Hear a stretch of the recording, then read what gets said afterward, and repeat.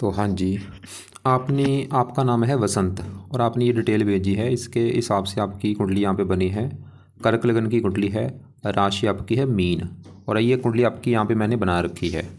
और आपने जो सवाल लिख के भेजे हैं कि आप काफ़ी मेहनत करते हैं लेकिन आपको सफलता नहीं मिल रही, काम काज में दिक्कतें आ रही हैं, आप मतलब आगे नहीं बढ़ पा रहे, ये आपने लिख के भेजा है।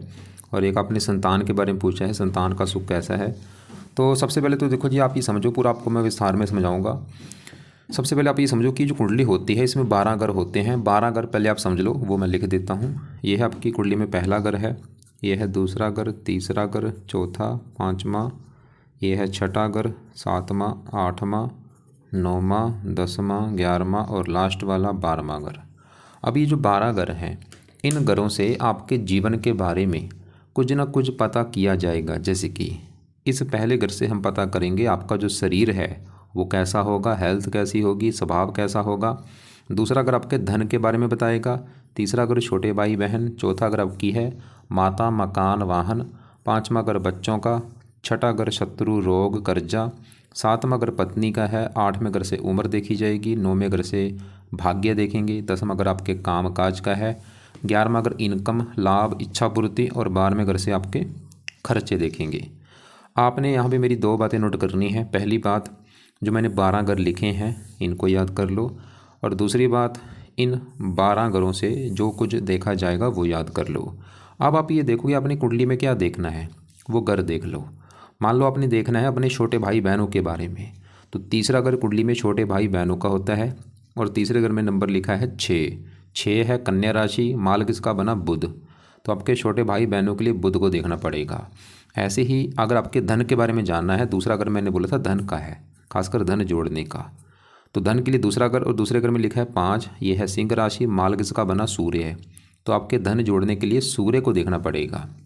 तो आपको भाई मेरा कहने का मतलब समझ आ चुका है कि जो कुछ देखना है वो घर देखना है, और घर का मालक देखा जाता है। अब सवाल है कि आपकी कुंडली है कैसी। आपके देखो जी, ग्रह कुंडली में अच्छे भी हैं और ग्रह आपके हैं खराब भी। अब ये जो 9 ग्रह होते हैं इनका असर आपके ऊपर हमेशा रहेगा, लेकिन ये अपना असर ज़्यादा कब देते हैं, जब इनकी दशा चलती है। और दशा जो है ये 2 प्रकार की होती है।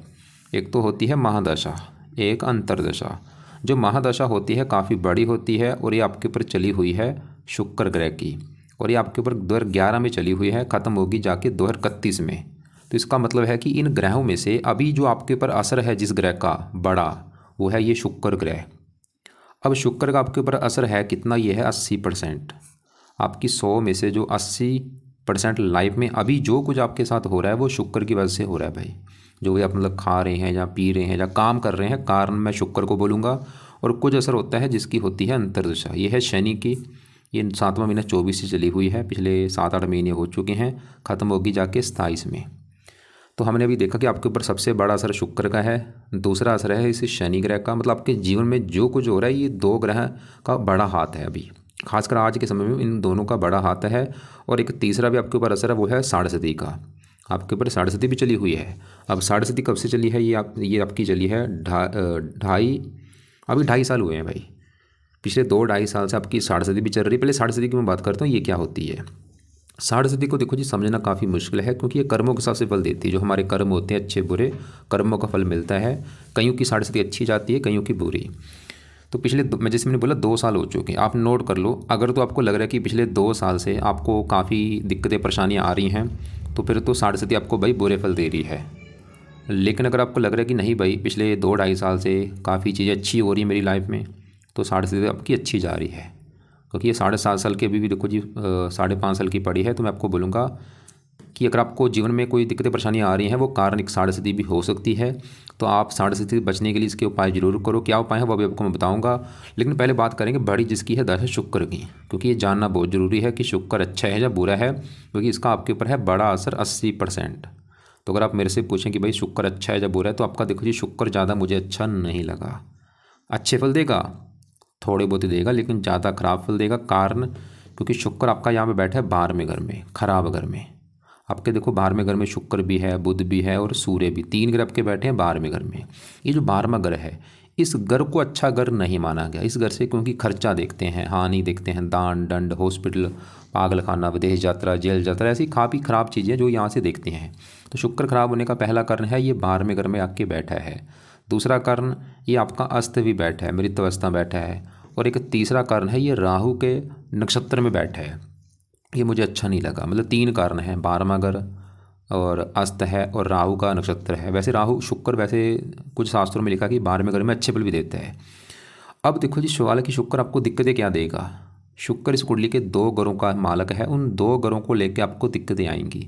तो शुक्र का घर एक तो है ये 11वां घर, और 11वां घर है आमदनी का घर। आपकी अगर आमदनी देखनी है 11वां घर, 11वें घर से बड़े भाई बहन देखे जाएंगे, आपके इच्छा पूर्ति देखी जाएगी, लाभ देखा जाएगा। और 11वें घर में क्या लिखा है, 2 है वृष राशि मालक इसका शुक्र, और शुक्र बैठे 12वें घर में खर्च के घर में, मतलब आमदनी खर्च। शुक्र ये दिखा रहा है कि भाई आपकी आमदनी कम होंगी, आपके खर्चे बहुत ज़्यादा होंगे। मतलब शुक्र सबसे बड़ी दिक्कत आपके खर्चे बढ़ाएगा। आपका धन भी खर्च होगा, समय का भी खर्च होगा। लाभ का मालक लाभ भंग योग बना है, कामकाज में प्रॉपर लाभ नहीं होगा, इच्छाएं पूरी नहीं होने देगा। और शुक्र एक और घर का मालक का वो है ये 4था घर, क्योंकि चौथे घर में लिखा है 7, ये है तुला राशि मालक शुक्र, और चौथा घर है माता मकान वाहन। तो शुक्र आपको भाई माता मकान वाहन जमीन जायदाद नौकर चाकर इन संबंधी भी दिक्कतें पैदा करेगा अभी शुक्र की दशा में। तो शुक्र की जो दशा चल रही है इसमें सबसे बड़ी दिक्कत आपको आमदनी को लेकर आएगी, प्रॉफिट नहीं होगा, लाभ नहीं होगा, काम धंधे में दिक्कतें, माता मकान वाहन को लेकर दिक्कतें, खर्चे बढ़ाएगा। लेकिन शुक्र एक शर्त पे अच्छे फल देगा आपको। वो शर्त अगर पूरी कर दी आपने अच्छे फल देगा। वो ये है कि ये 12वां घर है विदेश का घर, क्योंकि आमदनी विदेश के घर बैठी है। और चौथा घर है माता मकान वाहन, खासकर चौथा घर है जन्मभूमि, जन्मभूमि चलेगी विदेश के घर में। शुक्र ही दिखा रहे कि अगर आप भाई घर से दूर जाते हैं, विदेश का मतलब होता है घर से दूर जाना, घर से दूर जाके काम करते हैं आपको फ़ायदा होगा। अब घर से दूर जाने का मतलब होता है चाहे कोई दूसरी कंट्री में चले जाओ, चाहे अपने ही देश में कहीं दूर चले जाओ।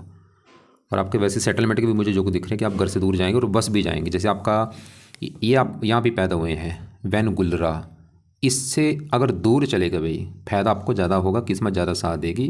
तो अगर हैं ठीक है, नहीं है तो इससे दूर जाओ वैन गुलरा से। लेकिन फिर भी सवाल ये है कि अब इस शुक्र को सही कैसे किया जाए। और आपने लिख रखा था आप सभी बीज मंत्र करते, भाई इतने सभी एक साथ ऐसे बीज मंत्र मत करो, उल्टा नुकसान हो सकता है। जो उपाय जरूरी उसी के करो, ऐसे सभी ग्रहों के मत करो। आप तो वो काम कर रहे हैं जैसे मान लो मेडिकल शॉप में सभी दवाइयाँ होती हैं सही करने के लिए। कोई ऐसा बंदा अगर सभी बोले कि मैं सभी दवाइयाँ खा लेता हूँ, मेरे तो सभी रोग दूर हो जाएंगे, उल्टा क्या होगा, वो नुकसान करेंगी। तो वही चीज़ें करो जो आपको ज़रूरी हैं। अब शुक्र के उपाय सबसे ज़रूरी हैं क्योंकि उसका बड़ा असर है आपके ऊपर। तो शुक्र के उपाय में से सबसे पहला जो उपाय है, आप शुक्र का मंत्र याद किया करो। और ये मंत्र आपने सुबह भी करना है, शाम को भी करना है, चाहे 1 माला कर लो, 2 कर लो, 3 कर लो, वो आपकी है मर्जी। दूसरा उपाय है शुक्र कवच का पाठ पढ़ा करो। ये पाठ को जहाँ तो पढ़ लिया करो अगर पढ़ना आता है, या सुन लिया करो। तीसरा है शुक्र स्रोत का पाठ पढ़ो। 2 पाठ हैं, देखो जी, दोनों पाठ पढ़ने हैं या सुनने हैं। और इनको आप ज़्यादा पढ़ सकते हैं, मतलब 2-2, 3-3, 4-4 पाठ पढ़ सकते हो, आपकी मर्जी है। तो अभी मैंने क्या क्या बोला, शुक्र का मंत्र सुबह शाम ओम शुम शुक्राय नमः ये मंत्र है। शुक्र कवच का पाठ, शुक्र स्रोत का पाठ सुबह शाम, और इनको 2-2, 3-3 बार पढ़ना है अगर आता है, या ऑडियो लगा के सुन लिया करो। और चौथा उपाय है शुक्र की देवी है माता लक्ष्मी जी।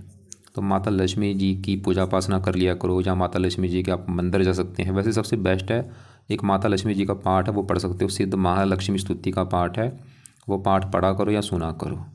5वां उपाय अगर आपको करना आता है वो है आप शुक्रवार का व्रत रखो। व्रत की जो कथा है वो करो, आरती करो। व्रत में क्या करना है, जिस दिन शुक्रवार होगा सुबह उठ के नहा धो के प्रार्थना करना कि हे शुक्र देवता जी, आज है दिन शुक्रवार, आपकी है मेरे ऊपर दशा, आपका मैं व्रत रखूँगा ताकि दशा अच्छी जाए। तो व्रत में आपने दिन में कुछ नहीं खाना, रात को ही भोजन करना है। रात के भोजन में नमक का सेवन नहीं करना, खटियाई नहीं खानी, व्रत कथा जो है वो सुन लेना, आरती कर लेना। तो ये 5-6 उपाय जो है वो अगर आप करते हैं वही शुक्र बिल्कुल अच्छा हो जाएगा। और बाकी मैंने बोला घर से दूर जाके काम करते हो वहाँ पे शुक्र फायदे भी देगा। और अब आगे बढ़ते हैं। अब के ऊपर देखो जी, हमने देखा अभी शुक्र की है बड़ी दशा, वो हम देख चुके हैं। और छोटी दशा शनि की है। सवाल की शनि कैसे, लेकिन इससे पहले आपके देखो शुक्र के साथ यहाँ पे सूर्य बैठा है, इसको भी एक बार मैं कवर कर ही देता हूँ। आपके यहाँ पे देखो सूर्य बुध भी बैठा है, 3 ग्रह बैठे हैं। सूर्य की बात करूँ, सवाल की सूर्य कैसा है, सूर्य भी आपका मुझे अच्छा नहीं लगा। कारण सूर्य एक तो बैठा है 12वें घर में, जो कि मैंने बोला एक घर अच्छा नहीं भाई, 12वां घर खराब घर, खर्च का घर है। ऊपर से यहाँ सूर्य भी खराब होने का दूसरा कारण है ये राहु के नक्षत्र में बैठा है। ये सबसे बड़ा कारण मैं मानूंगा सूर्य खराब होने का, क्योंकि सूर्य राहु को अपना दुश्मन मानता है, दुश्मन के नक्षत्र में बैठा है। तो सूर्य जो है अब दिक्कतें क्या देगा। सूर्य का जो अपना घर है वो है ये दूसरा घर, और दूसरा घर है कुंडली में धन का घर, खासकर धन जोड़ने का। धन जोड़ने के लिए दूसरा घर, दूसरे घर में 5 लिखा है, मालक सूर्य। तो धन जोड़ने का मालक सूर्य कहाँ बैठा है, 12वें घर में, खर्च के घर में, हानि के घर में। मतलब सूर्य आपके धन की हानि करेगा, आपका धन जो है खर्च होगा। तो सूर्य की वजह से सबसे बड़ी दिक्कत आपके धन को लेके आएगी, धन खर्च होना, धन की हानि होना, धन कम आना, धन फंस जाना, कर्जदार हो जाना। और सूर्य पिता का कारक, पिता संबंधी भी दिक्कतें आती हैं, राइट आंख में दिक्कत आना, मान प्रतिष्ठा में कमी होना। सूर्य की दशा में दिक्कतें बढ़ जाएंगी। अगर आज आपके ऊपर सूर्य की दशा होगी तो सूर्य की वजह से आपका धन बहुत ज़्यादा खर्च हो जाएगा। लेकिन सवाल है कि भाई ऐसा क्या काम किया जाए कि सूर्य अच्छा हो जाए। तो सूर्य का एक जो सूर्य, क्योंकि मैंने बोला धन का मालक है, क्योंकि सूर्य की वजह से धन संबंधी दिक्कत ज़्यादा आएगी। तो सूर्य का एक पाठ है, अगर वो पढ़ेंगे धन संबंधी दिक्कतें दूर होंगी, वो है शिव प्रोक्त। शिव प्रोक्त सूर्य अष्टकम का पाठ है, अष्टकम। ये पाठ पढ़ने से धन वाली दिक्कतें दूर होंगी। शिव प्रोक्त सूर्य अष्टकम का पाठ सुबह पढ़ना है, रात को नहीं, सुबह ही पढ़ना है या सुनना है। अब आगे बढ़ते हैं, आपके यहाँ पे हम शनि की बात करेंगे कि भाई ये अच्छा है या बुरा है। शनि देखो, अगर आपको बता दूं कि अच्छा है या बुरा है, तो शनि आपको वैसे तो तकरीबन अच्छे फल देगा। 100 में से 70 से लेकर 80% अच्छे फल देगा, लेकिन 10 से लेकर 20% ये खराब फल भी देगा।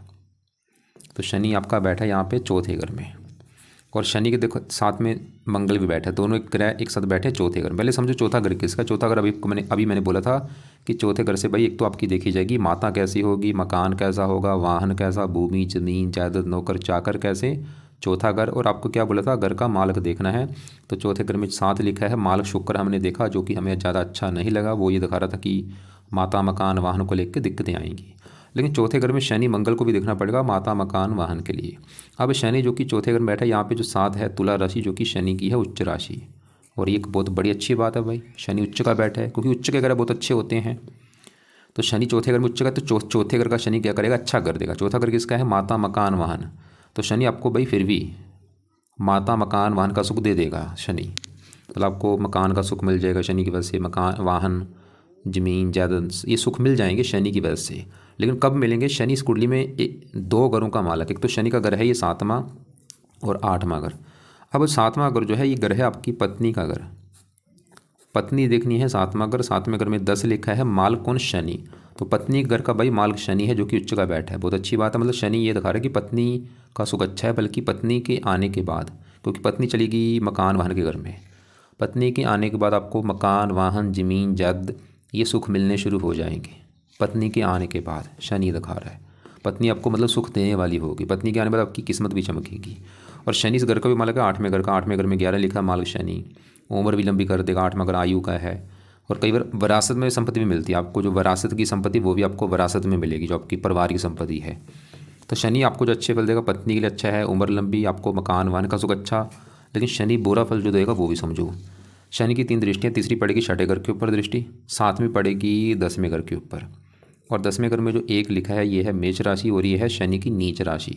तो भाई शनि आपके 10वें घर को खराब करेगा। 10वां घर काम काज का है, तो शनि आपके काम काज में दिक्कतें पैदा करेगा बड़े लेवल पे। 10वां घर पिता का है, पिता संबंधी दिक्कतें आएंगी। 10वां घर सरकार का है, सरकारी कामों में दिक्कतें आएंगी, मान हानि होगी। तो आपको समझ आ चुकी मैंने क्या बोला कि ये जो शनि की दशा चल रही है ये अच्छे फल भी देगा। अच्छे फल क्या देगा, पत्नी के लिए अच्छा है, मकान वाहन के लिए अच्छा है, उम्र के लिए अच्छा है। लेकिन इस शनि की दशा में आप चाहे, अगर आपने देखना चाहे नोट कर लो कि पिछले 8-9 महीने से, क्योंकि काम काज घर को देख रहे, काम काज की हानि करेगा। आपके शनि की वजह से सबसे बड़ी दिक्कत आपके काम काज में आएगी। नौकरी कारोबार जो भी धंधा कर रहे हो उसमें दिक्कतें आएगी, पिता संबंधी दिक्कतें पैदा कर देगा, सरकारी कामों में दिक्कतें, मान हानि। और पहले घर को देख रहे शत्रु राशि आपकी हेल्थ भी खराब कर देगा। अब आप एक पेन कापी में लिख लो कि अगर आप शनि के उपाय करेंगे आपको क्या फ़ायदे होंगे। सबसे बड़ा फ़ायदा, आपकी जो साढ़े चली हुई है उसका बुरा फल आपको नहीं मिलेगा, क्योंकि साढ़े भी शनि की होती है। दूसरा फ़ायदा, आपकी जो शनि की दशा चल रही वो भी अच्छी जाएगी। और शनि की वजह से जो आपके काम काज में दिक्कतें आ रही वो नहीं आएंगी, पिता संबंधी दिक्कतें नहीं आएंगी, सरकारी कामों में दिक्कतें नहीं आएंगी, आपकी हेल्थ ख़राब नहीं होगी। तो भाई कई फ़ायदे होंगे अगर शनि के आप उपाय करते हैं। तो शनि के सवाल की क्या उपाय हैं, तो शनि का जो पहला उपाय है, शनि मंदिर जाना शुरू कर दो आप हर शनिवार को। अगर घर के आसपास शनि मंदिर है आप रोजाना भी जा सकते हैं, दूर है तो शनिवार को जरूर जाया करो। दूसरा उपाय है, आप शनि चालीसा का पाठ रात को पढ़ा करो या इसको सुना करो। तीसरा है शनि कवच का पाठ पढ़ो ताकि आपकी हेल्थ अच्छी रहे, आप बीमारियों से बचें। तो ये 3 उपाय करने हैं, मंदिर जाओ, शनि चालीसा, शनि कवच, ये दोनों पाठ रात को पढ़ने हैं या सुनने हैं रोजाना। तो हमने भी देखो जी क्या देखा कि शुक्र की जो बड़ी महादशा है वो 12वें घर में ज़्यादा अच्छा नहीं लगा क्योंकि राहु के नक्षत्र में बैठा है, और शनि की अंतरदशा है ये अच्छे पर भी देखा, लेकिन काम काज में दिक्कतें पैदा करेगा बहुत सारी, आपके पिता, सरकार, मान प्रतिष्ठा। लेकिन यहाँ पे भी गड़बड़ हो चुकी है। गड़बड़ ये है कि भाई जो शनि है ये भी राहु के नक्षत्र में बैठा है। आपके भाई कुंडली में 4 ग्रह राहु के नक्षत्र में बैठे हैं। शुक्र राहु के नक्षत्र में बैठा है, सूर्य राहु के नक्षत्र में बैठा है, शनि राहु के नक्षत्र में बैठा है, और मंगल भी राहु के नक्षत्र में बैठा है। चलो यहाँ पे थोड़ा सा अच्छा है कि राहु आपका उच्च का है, अच्छी बात है, 11वें घर में बैठे तो घर भी अच्छा, ऊपर से उच्च का है। अगर राहु ज़्यादा खराब होता ये चारों ग्रह आपके बड़े लेवल पे ख़राब फल देते, क्योंकि ये वो फल देते हैं जिसके नक्षत्र में बैठे होते हैं उसका भी फल थोड़ा बहुत देते हैं। फिर भी चलो राहु उच्च का मैं मानूंगा फिर भी, क्योंकि राहु एक अच्छा ग्रह नहीं होता, दानव ग्रह होता है। अब आपके यहाँ पे देखो शनि के साथ जो मंगल बैठा है इसको भी कवर कर लेते हैं। अब एक आपका सवाल संतान को भी लेके था। तो 5वां घर जो होता है ये संतान का घर होता है। संतान कैसी होगी? 5वां घर है, 5वां घर पढ़ाई का भी है, बुद्धि का भी है, और मैंने आपको क्या बोला था घर का मालक देखना है। तो 5वें घर में 8 लिखा है, 8 है वृश्चिक राशि, मालक है मंगल। तो 5वें घर के मालक मंगल को देख के पता चलेगा आपके संतान के बारे में, पढ़ाई के बारे में, बुद्धि के बारे में। और 5वें घर में बैठे केतु को भी देखना पड़ेगा। पहले केतु की बात करें तो केतु 5वें घर में यहाँ पे जो 8 है वृश्चिक राशि, जो कि केतु की उच्च राशि है। अच्छी बात है, उच्च का बैठा है, मतलब संतान के लिए अच्छा है, पढ़ाई बुद्धि के लिए अच्छा है। लेकिन देखो जी मैंने ऐसी हज़ारों कुंडलियाँ देखी हैं, जब भी केतु 5वें घर में होता है, चाहे उच्च का हो चाहे नीच का हो, ये फिर भी थोड़ा बहुत संतान संबंधी चिंता पैदा कर देता है। वो चिंता क्या होती है? गर्भपात जरूर कराता है। मतलब आपकी पत्नी का 1-2 बार मुझे लग रहा है गर्भपात हो सकता है। और इसके अलावा कई बार ये लड़कियां ज़्यादा पैदा कर देता है, लड़कियां ज़्यादा होती हैं, पहले 1-2 लड़की होती है, पुत्र बाद में होता है। और कई बार ये जो संतान होती है वो ऑपरेशन के द्वारा होती है। ये चीज़ आपके साथ ये दिक्कत पैदा कर सकता है। मतलब अगर आपको लग रहा है कि आपकी हाँ भाई संतान नहीं हो पा रही या गर्भपात हो रहा है, तो मैं बोलूँगा वो कारण केतु ग्रह है। वैसे तो उच्च का है फिर भी ये दानव ग्रह है। तो अगर है आपका सवाल भाई हाँ भाई मुझे ऐसी दिक्कत से बचना है, मेरी संतान हो जाए, तो मैं बोलूँगा केतु के जो उपाय हैं वो करो। क्या उपाय है? पहला केतु का उपाय है आप केतु कवच का पाठ पढ़ना है। दूसरा है केतु स्रोत का पाठ पढ़ना है। शाम को या रात को दोनों पाठ पढ़ा करो। और केतु का जो दान है वो है कुत्तों को रोजाना रोटी डाला करो। ये उपाय मैंने क्या क्यों बोले हैं? अगर संतान का लेके आपको सवाल है, नहीं है संतान का सवाल तो ये उपाय मत करना भाई। हाँ अगर है सवाल कि आपको चाहिए कि भाई नहीं मेरा संतान नहीं हो पा रही तो संतान हो जाए, तो ये दोनों पाठ पढ़ो, दान करो अगर है दिक्कत। और 5वें घर का मैंने बोला था मालक भी देखना पड़ेगा मंगल की वो कैसा है। मंगल बैठा है 4थे घर में, वैसे शुक्र की राशि, लेकिन चौथा घर मंगल इस 5वें घर का मालक है, पंचमेश है और त्रिकोण का स्वामी है, केंद्र में बैठे बहुत अच्छा होता है। और चौथा घर सुख का घर होता है, सुख। 5वां घर संतान, संतान सुख। मंगल वैसे ही दिखा रहा है कि आपकी जो संतान है वो आपको सुख देने वाली होगी। जो आपकी संतान पैदा होगी आपको सुख देगी। और मंगल इस 10वें घर का भी मालक है, जहाँ पे 1 लिखा है, मेष राशि मालक मंगल। और यहाँ से चौथे घर से 7वीं दृष्टि से अपने घर को देख भी रहा है। वैसे मंगल की बदौलत फिर भी आपको मतलब काम काज, पिता, सरकार, मान प्रतिष्ठा ये चीज़ें मिलेंगी, लेकिन अभी क्योंकि ज़्यादा चलेगी शनि की, क्योंकि उसका बड़ा असर है। मंगल आपके चौथी दृष्टि 7वें घर को देख रहा है, यहाँ पे उच्च राशि है। चौथे घर का अच्छा, 7वें घर का अच्छा कर देगा, उच्च राशि पत्नी के लिए अच्छा है।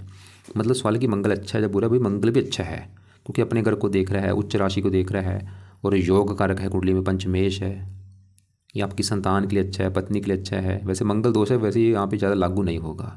कुछ मात्रा में प्रेम विवाह के भी होगा, क्योंकि शनि है सतमेश, मंगल है पंचमेश। प्रेम विवाह भी आपका दिख रहा है कि आपका प्रेम विवाह होगा। और यहाँ पे गुरु 6ठे घर में बैठा है। 6ठा घर वैसे खराब घर होता है, लेकिन 6ठे घर में जो 9 लिखा है मालक गुरु है, और गुरु इसी घर में बैठा है। तो यहाँ पे सरल नामक विपरीत राजयोग बना है। तो गुरु कई प्रकार अच्छे फल देगा आपको, रोगों से बचाएगा, कर्जे से, शत्रु से। और ये भाग्यश भी है, थोड़ा सा वैसे भाग्य संबंधी दिक्कतें आती हैं स्टार्टिंग में, भाग्य जरा साथ देता है अगर आप घर से दूर जाते हैं। और आपके यहाँ पे मैं अगर चंद्रमा की बात करूँ, ये आपका बहुत अच्छा है। चंद्रमा आपका एक तो अच्छा होने का कारण है कि जहाँ बैठा है 9वें घर में, घर भी अच्छा है, और उस घर से देखा जाता है भाग्य है। भाग्य देखना है 9वां घर, 9वें घर में 12 लिखा है, मालक गुरु भी देखना पड़ेगा, और 9वें घर में चंद्रमा को भी देखना पड़ेगा। और चंद्रमा जो कि 9वें घर में बैठा है यहाँ पे गुरु घर में। चंद्रमा गुरु को अपना दोस्त मानता है, इसकी वजह से अच्छा है। और इस पूरी कुंडली का मालक है लग्नेश है, योग कारक है। अब चंद्रमा अच्छे फल क्या देगा? चंद्रमा आपका इस घर का मालक है पहले घर का। पहले घर में 4 लिखा है, कर्क राशि मालक चंद्रमा। पहला घर शरीर, हेल्थ, स्वभाव। चंद्रमा आपकी हेल्थ अच्छी, स्वभाव अच्छा, रंग रूप अच्छा। और चंद्रमा शरीर उसके जगह 9वें घर में, भाग्य घर में। मतलब चंद्रमा फिर भी आपको भाग्यशाली बनाएगा, भाग्यवंशी आपको लाइफ में चीज़ें मिलेंगी लाइफ में। माता घर का, माता द्वारा भी कई बार भाग्योदय होता है।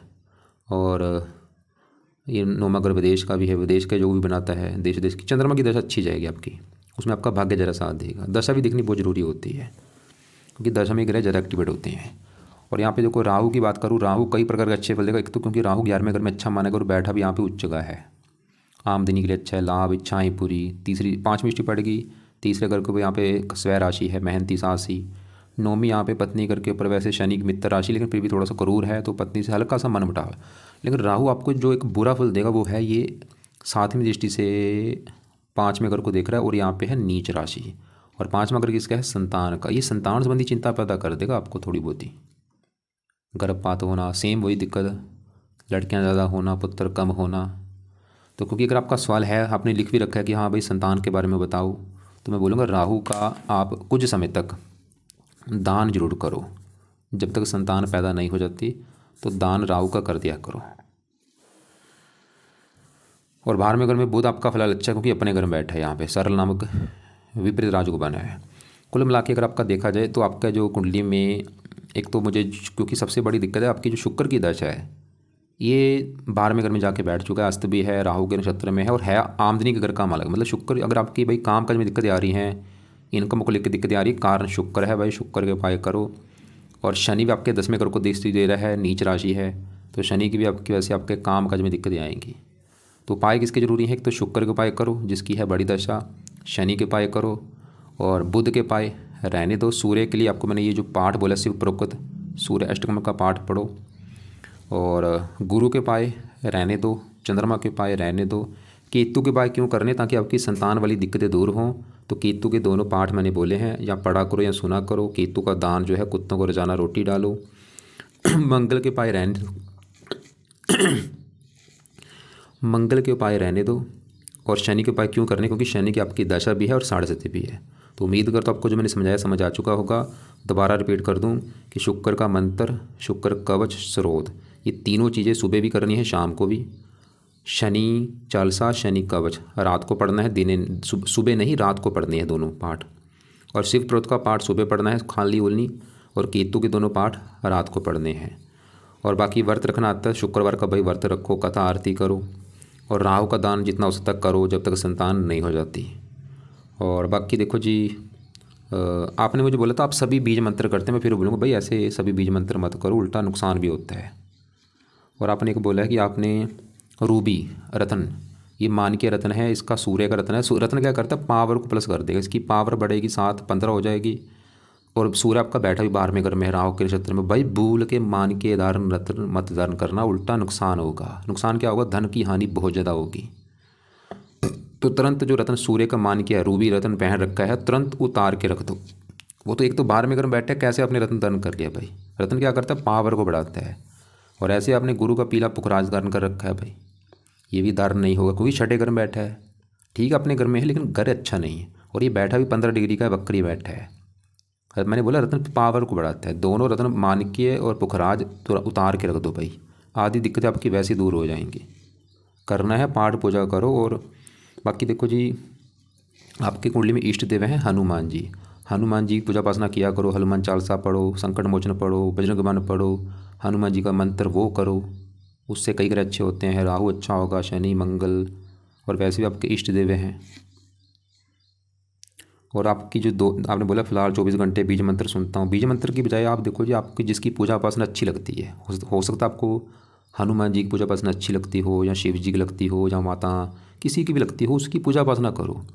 इन देवी देवताओं के ज़्यादा मंत्र मत सुनो, जो पूजा उपासना लगती है जैसे देवी देवता उसकी करो। जैसे मेरा धर्म है सिख, तो मैं अपने सिख धर्म के ज़्यादा पाठ पूजा करता हूँ। मुझे पता है मतलब इनका असर बड़ा है, लेकिन मेरा देखो जी धर्म सिख है, मैं उसको फॉलो ज़्यादा करता हूँ, अपने पाठ पूजा ज़्यादा करता हूँ। तो आपका जो धर्म है, जहाँ आपको जिसकी पूजा उपासना अच्छी लगती है उसकी किया करो। और उम्मीद करता हूँ जो समझ आ चुका होगा, और कोशिश करो घर से दूर जाके काम करने की, फ़ायदा भी आपको होगा। संतान के लिए वैसे पति पत्नी दोनों की कुंडली देखनी पड़ती है।